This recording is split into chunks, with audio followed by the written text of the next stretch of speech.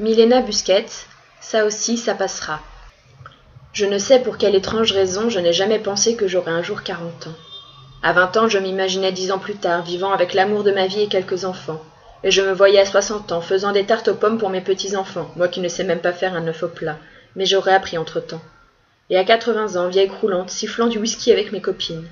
Mais jamais je ne me suis imaginée âgée de 40 ans, ou même de 50. Et pourtant, me voilà. J'enterre ma mère, et en plus, j'ai 40 ans. Je ne sais pas très bien comment je suis arrivée jusqu'ici, ni jusqu'à ce village qui, d'un coup, me fiche une envie horrible de vomir. Je crois que jamais de ma vie je n'ai été si mal habillée. De retour chez moi, je jetterai au feu tous les vêtements que je porte aujourd'hui. Ils sont imbibés de fatigue et de tristesse, il n'y a plus rien à en faire.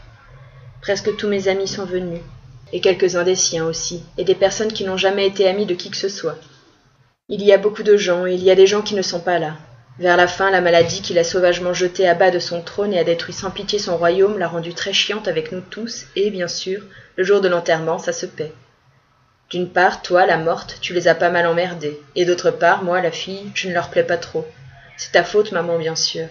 Peu à peu, sans t'en apercevoir, tu as fait reposer sur mes épaules toute la responsabilité de ton bonheur qui chaque jour diminuait. Et cela me pesait tellement. Même quand je me trouvais loin. Même lorsque j'ai commencé à comprendre et à accepter ce qui se passait, même quand je me suis écartée un peu de toi en voyant que, si je ne le faisais pas, tu ne serais pas la seule à mourir sous tes décombres. Mais je crois que tu m'aimais, ni beaucoup ni peu, tu m'aimais un point, c'est tout. J'ai toujours pensé que ceux qui disent « je t'aime beaucoup » ne vous aiment en fait qu'un peu, ou alors qu'ils ajoutent « beaucoup » qui dans ce cas signifie un peu par timidité ou par peur de la force du « je t'aime » qui est la seule manière de dire « je t'aime ». Ce beaucoup transforme je t'aime en un spectacle tout public, alors qu'en réalité il ne l'est presque jamais. Je t'aime. Les mots magiques qui peuvent vous transformer en chien, dieu, cinglé, ombre. En plus, beaucoup de tes amis étaient des progressistes, des gauchos. Je crois que maintenant on ne les appelle plus comme ça, ou alors c'est qu'il n'y en a plus. Ils ne croyaient pas en Dieu, ni en une vie après la mort. Je me souviens du temps où c'était la mode de ne pas croire en Dieu. Aujourd'hui, si vous dites que vous ne croyez pas en Dieu, ni en Vishnu, ni en la terre-mère, ni en la réincarnation, ni en l'esprit de je ne sais quoi, ni en rien, on vous regarde d'un air apitoyé et on vous dit « On voit bien que tu n'as pas atteint l'illumination ». Alors ils ont dû penser « Je vais plutôt rester chez moi assis sur le canapé avec une bouteille de vin, à lui rendre mon hommage personnel, beaucoup plus transcendant que celui de la montagne avec ses connards d'enfants. Après tout, les enterrements sont juste une convention sociale de plus. » Ou quelque chose de ce genre. Parce que j'imagine qu'ils t'ont pardonné, s'il y avait quoi que ce soit à pardonner, et qu'ils t'avaient aimé.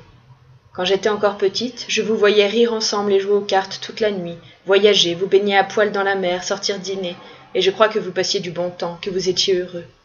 Le problème avec les familles qu'on choisit, c'est qu'elles disparaissent plus facilement que celles du sang.